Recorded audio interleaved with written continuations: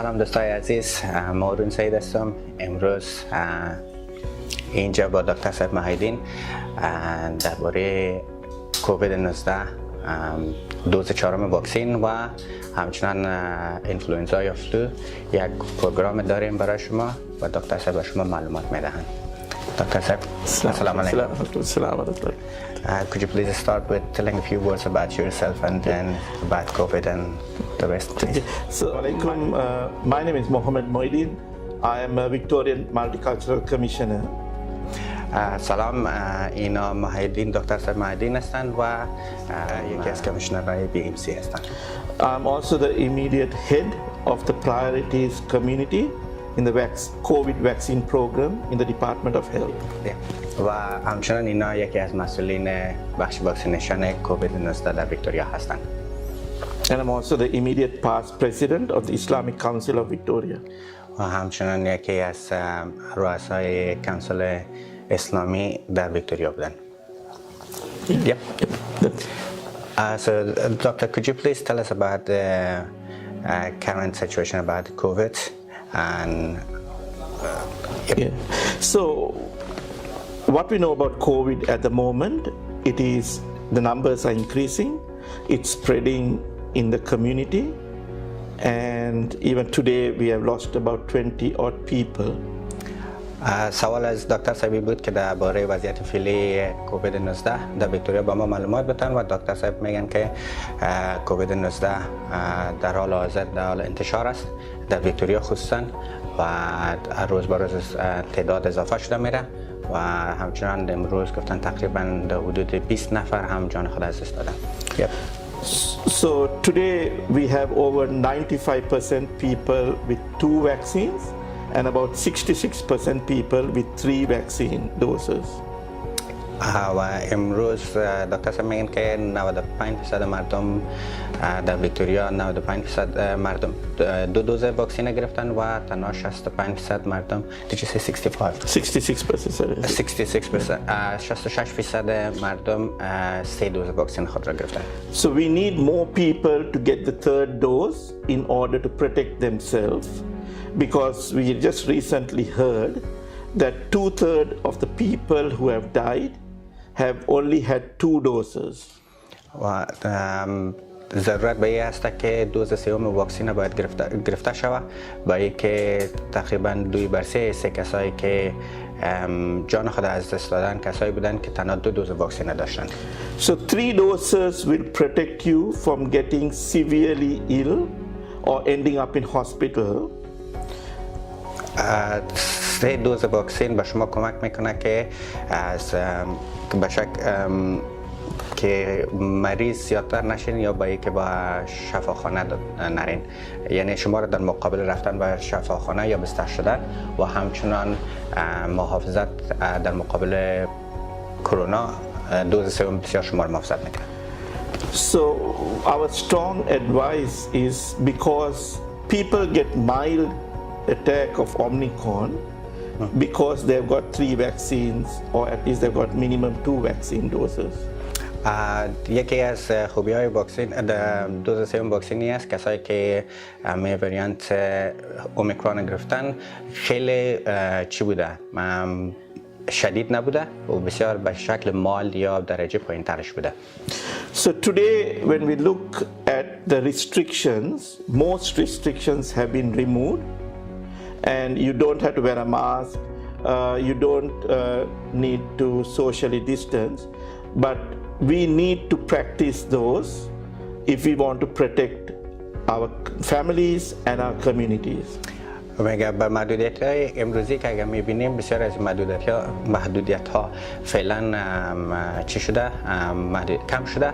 مثلا ما مجبور نیستیم که ماسک بپوشیم یا مثلا فاصله اجتماعی که 1.5 متر فاصله بوده از هم دیگه باید دور باشیم.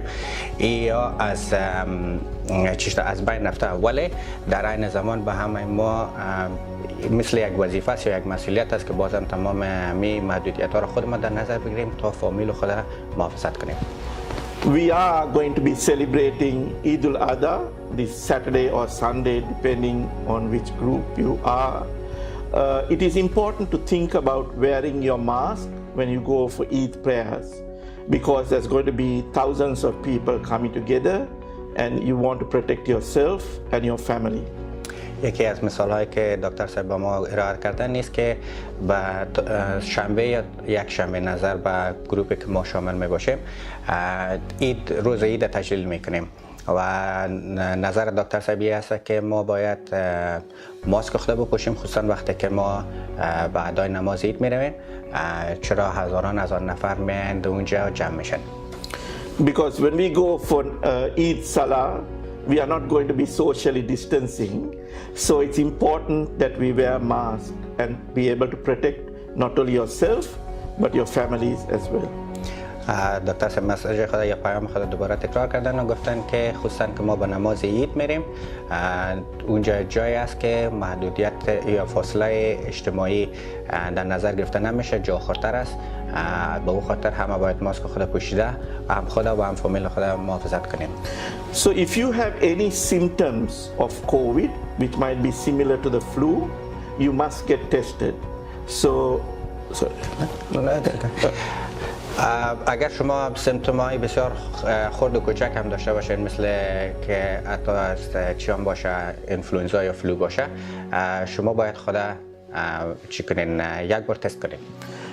So when you test either by doing the PCR or you can test at home using the rapid antigen test. When you test at home, if you are positive, then you quarantine for 7 days and also inform online that you are positive.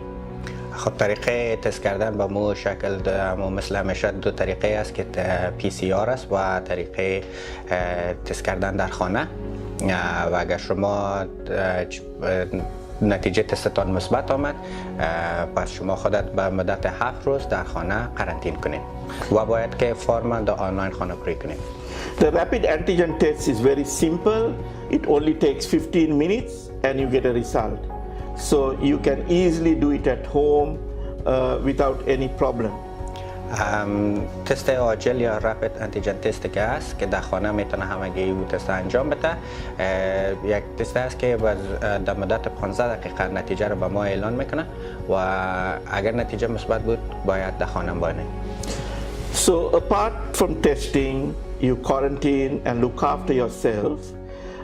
It is important to report your positive result because then the Department of Health can support you if you were to get seriously ill. یکی از با وجود از اینکه ما باید خود تست کنیم و خود و فامیل خود محافظت کنیم و مراقب حال احوال خود باشیم، یک کار دیگه هم به ما گفته شده که هی است که ما باید همین نتیجه مثبت تست خود چی کنیم در آنلاین داخل کنیم یا درج کنیم، چرا او وقت است که دولت ویکتوریا متوجه می باشه که اگر خدا نخواسته ما شدیداً با مراقبت ضرورت داشته باشیم یا مریض شویم با ما کمک کنه. Sorry, he's used to sitting with me wherever I go. Yeah, you can sit here. That's fine. You can sit. So it's important, especially to look after our elderly, parents, grandparents, that we take all precaution because they are easily affected by COVID. And today, over 80% of the people who have died are people over 80 years old. یکی از غیر از اینکه ما مراقب حال احوال خود باشیم، با ما خیلی مهم است، به همه ما خیلی مهم است که باید مراقب حال احوال کلانسالای خود مثل پدر مادر و که بزرگسالای خود باشیم، چرا تا حالا که نتایج نشان داده شده بسیار کسایی که جان خود از دست دادن همین کسایی بودن که سنشان بالا بوده.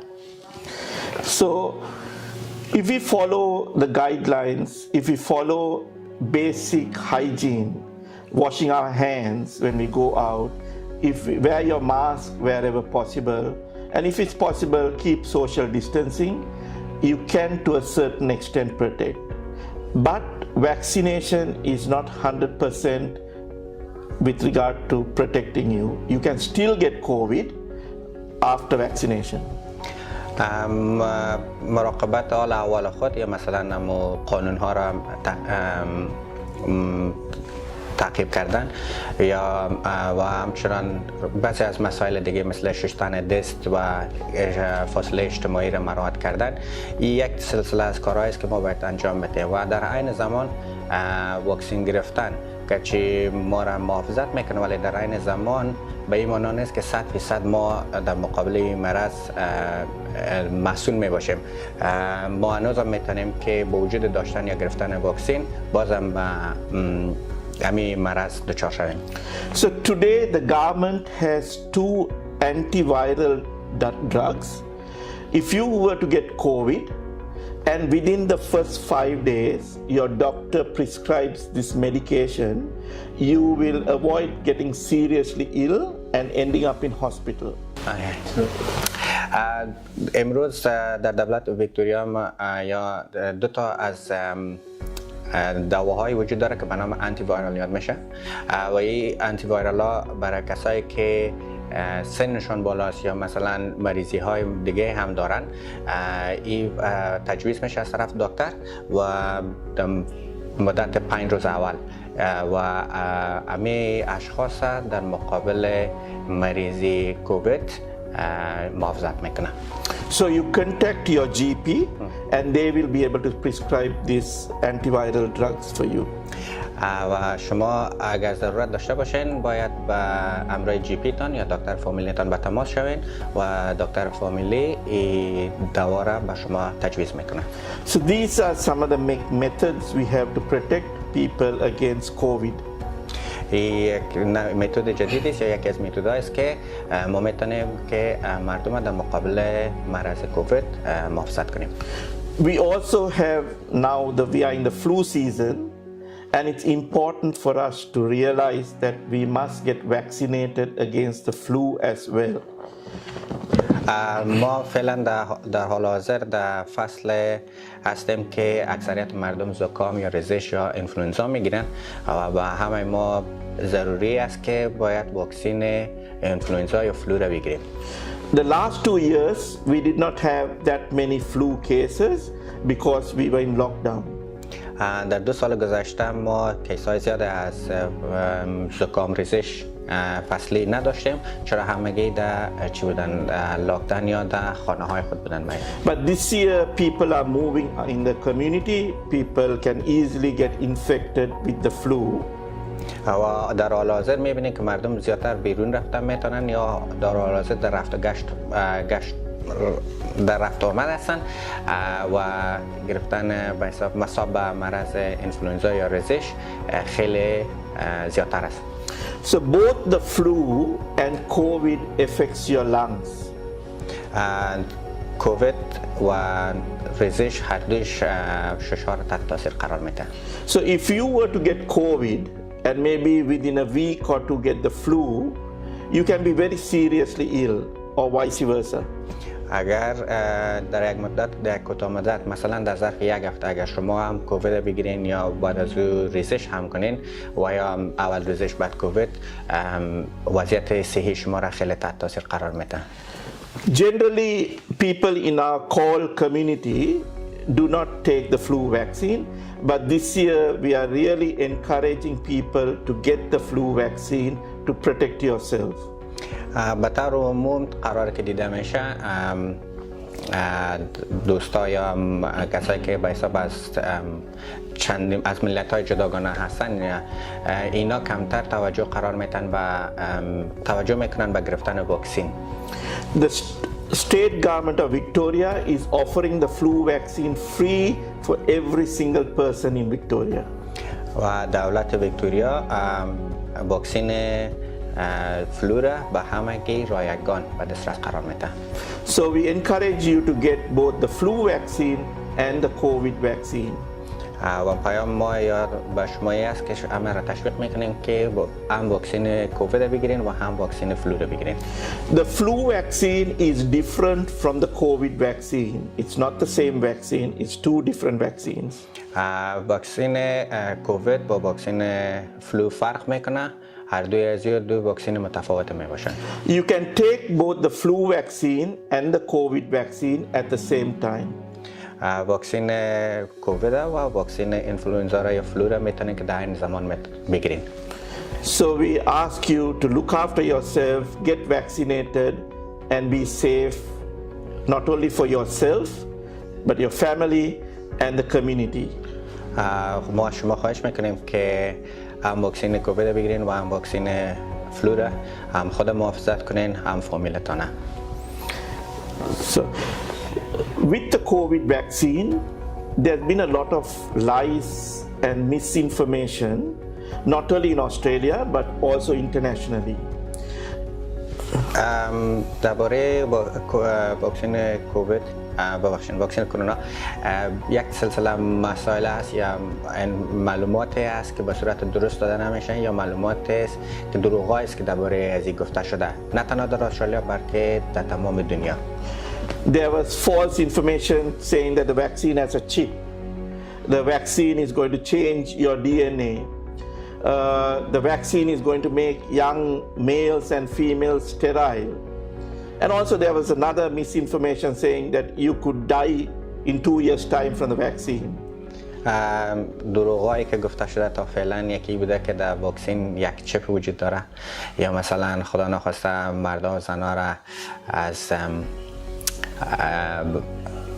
بارداری یا مردار عقیم میسازه یا بسیار مسائل دیگه یا مثلا اینکه یک نفر بعد از گرفتن واکسین کرونا 2 سال بعد مدت 2 سال میمره. بسیار مسائل بوده که درباره واکسین گفته شده. All this is false. There is no medical or scientific evidence to prove any of these. تمام این معلوماتی که به شما داده شده همه اشتباه و غلط بوده و سال تحقیق طبی یا ساینسی نشان داده نشده که همین گپا درست یا حقیقت داشته. Over 1 billion people have been vaccinated and over 10 million children have been vaccinated and we have not had any problems other than minor side effects. بیشتر از 1 میلیارد مردم در تمام دنیا واکسین شده و بیشتر از 10 میلیون اطفال خردسال واکسین شده و تا کدام چیز غیر از بعضی از ساید افکت ها یا که در وجود نشان داده شده که بسیار خرد کوچک بوده یا جزئی بوده دیگه چیز مهم دیده نشده. The vaccines are safe and it helps and prevents you from getting seriously ill. واکسین ها همش واکسین های سیف هستن و شما را در مقابل امراض کمک میکنن یا محافظت میکنن. If you have any concerns or questions, please talk to a GP, a general practitioner, your doctor, to answer your questions and they will give you the correct information. و اگر شما کدام پریشانی دارین یا کدام فکر دارین درباره از این سوال دارین بهترین راهش است که همراه دکتر فامیلی یا همون جی پی خود با تماس شوین سوالایتان پرسان کنین و اونا بهترین اشخاص هستن که به شما معلومات را کنن. For people who have recently arrived in the last 2 years during this COVID pandemic, my message to them is that you can contact the Department of Health and we have what is referred to as champions in the community who have been trained to talk about COVID. Like myself, I'm from the community, I'm from the Islamic community and I also work in the department. So we can talk to you and explain to you if you have any questions in any community forum. پیام دکتر صاحب برای ما به خصوص به کسایی که در 2 سال گذشته با استرالیا آمدن خصوصا در جریان پندمیک یا وقتی که مرض کووید بسیار زیاد بود پیام ما به اونا است پیامشان که شما اگر میخواین سوالات دارین یا میخواین معلومات بگیرین شما امرای دفتر دیپارتمنت صحت ویکتوریا به تماس شوین. در اونجا نفرای ترین شدگی یا تعلیم داده شدگی مامورای شما هستن و تماس میشن و سوالایی که دارین جواب میدن. خودشان یکی از همین اشخاص بودن که در اونجا کار کردن و به هر زبان اونا میتونن که همراه شما این معلومات ارائه کنن. Even through your Bakhtar Foundation, you can organize a tea session where we can get people from the department and doctors and community doctors as well, who can come and talk to you in your own language and explain and answer your questions. خصوصا انجمن‌های اجتماعی که وجود دارن مثل باختر، شما میتونین که یک وقت براتون بگذارین یا یک دوره‌ای داشته باشین همراه هم دیگه.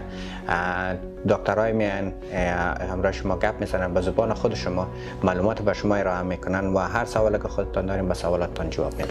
We also have in the Department of Health website translated material in various languages, including languages from Afghanistan, that people can access if they want to read as well.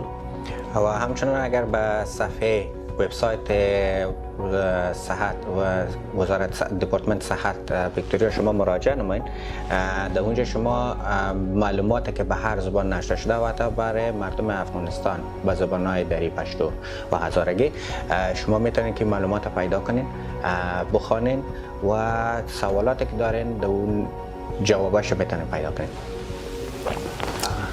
Jazakallah for listening, and again Eid Mubarak to everyone.